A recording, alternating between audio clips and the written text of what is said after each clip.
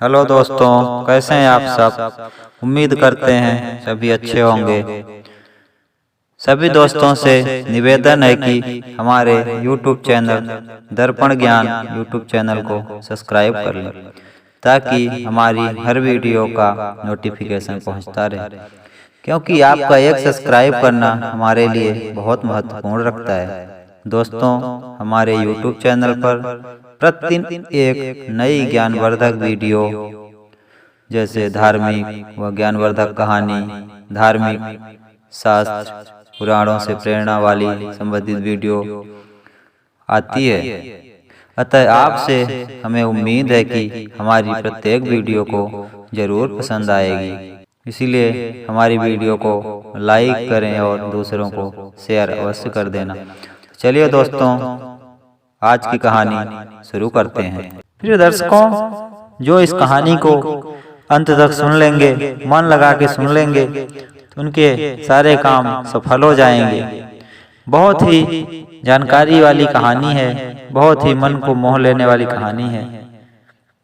और कहानी को अंत तक जरूर सुने, क्योंकि आधा अधूरा ज्ञान किसी काम में नहीं आता और किसी काम का नहीं होता।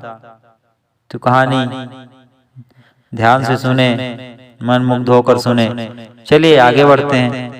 प्रिय दर्शकों, समुद्र के किनारे एक टिटहरी का जोड़ा रहा करता था। वो टिटहरी का जोड़ा अपने 4 अंडों को जन्म देता है। जब उसके 4 अंडे हो जाते हैं तो टिटहरी अपने अंडे पर बैठी रहती है। टिटहरी अपने टिटहरा से बोलती है, प्रिय, आप मेरे लिए कुछ भोजन लेकर आइए। अब टिटहरा दिन भर भोजन लेने के लिए जाता है और ढूंढ ढूंढ कर भोजन लेकर आता है और अपनी टिटहरी को खिलाता है। लेकिन एक दिन टिटहरा अपनी टिटहरी से कहता है, प्रिय, यदि हम दोनों भोजन ढूंढने के लिए चलें तो हम बहुत जल्द भोजन लेकर वापस लौट सकते हैं।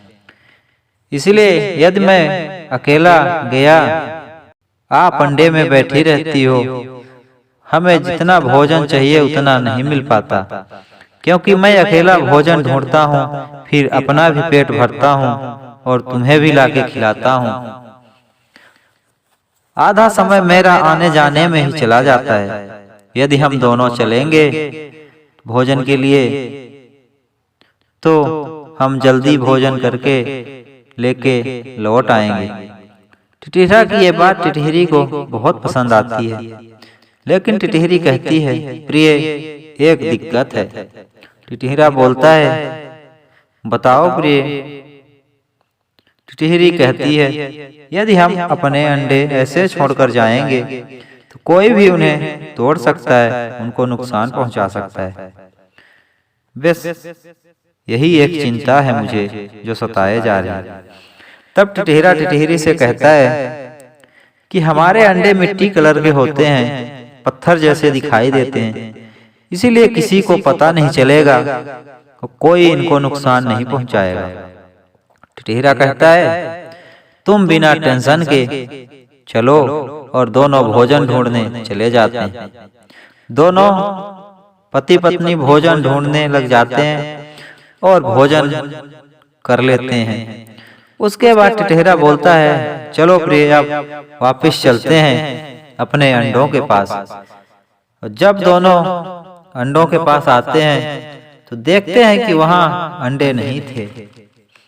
तब टिटहरी बोलती है, प्रिय, हमारे अंडे नहीं हैं यहाँ पर, और फूट फूट कर रोने लगती है और कहती है कि आज अगर मैं यहाँ होती तो हमारे 4 अंडे यहाँ सुरक्षित होते।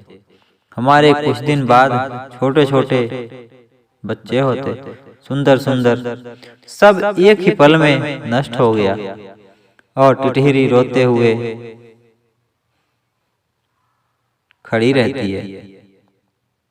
कुछ देर बाद टिटहरी को ध्यान आता है कि चल के समुद्र देव से पूछती हूँ और रोते हुए समुद्र के पास जाती है। बोलती है, समुद्र देव, आप तो यहीं रहते हो, मेरे अंडे किसी को ले जाते हुए देखे हैं तो कुछ बताइए, आपको जरूर पता होगा। प्रिय दर्शकों, तब समुद्र देव टिटहरी पर हंसने लगता है और बोलता है, तुम एक छोटी सी पक्षी हो और तुम्हारे अंडे की रखवाली मैं करूं? अपने अंडे की रखवाली तुम खुद करो। और फिर दोबारा हंसने लगता है। तब टिटहरी सोचती है कि यह जरूर समुद्र ही मेरे अंडे चुराया होगा। मेरे अंडे कोई बड़े जीव जंतु नहीं ले जा सकते, ये जरूर इसी ने किया है। टिटहरी जाकर ये बात टिटहरा से कहती है। तब टिटहरा बोलता है, तुम घबराओ नहीं प्रिय, हम दोनों मिलकर समुद्र को सुखाकर अपने अंडे निकाल लेंगे। और दोनों समुद्र के किनारे में जाकर अपनी चोंच से पानी भरकर बाहर निकालने लगते हैं। पानी निकालते निकालते 10 दिन हो गया, लेकिन समुद्र जस का तस वैसा ही रहा। तब दोनों बहुत दुखी होते हैं और उदास मन से बैठ जाते हैं।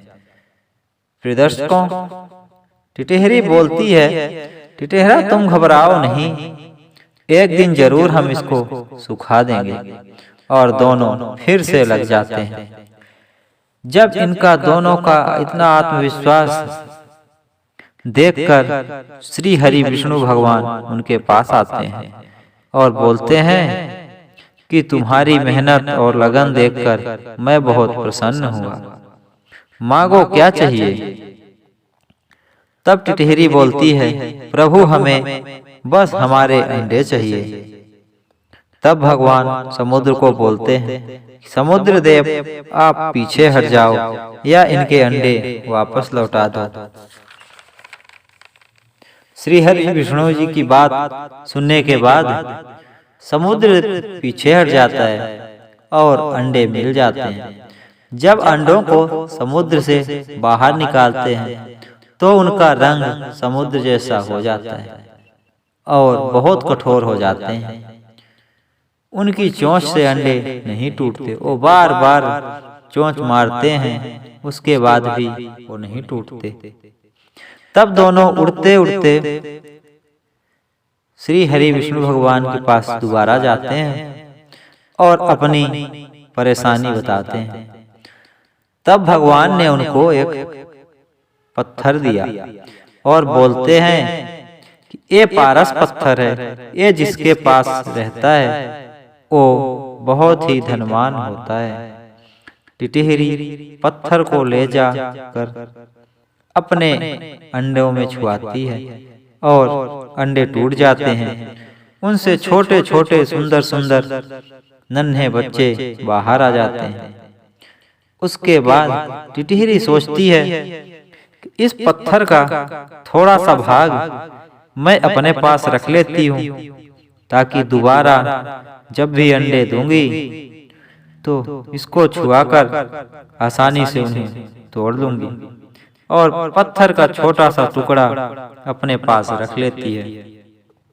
प्रिय दर्शकों, और बचा पूरा पत्थर फिर भगवान विष्णु को ले जाकर वापस कर देती है। अगली बार जब भी टिटहरी अंडे देती है तो उसी पत्थर को छुआकर अपने अंडे तोड़ लेती है। इस प्रकार टिटहरी के पास पारस पत्थर आ गया। प्रिय दर्शकों, पारस पत्थर को कैसे हासिल किया जा सकता है, ये बात आपको प्राचीन ज्ञान पुराने शास्त्रों में भी मिलेगी।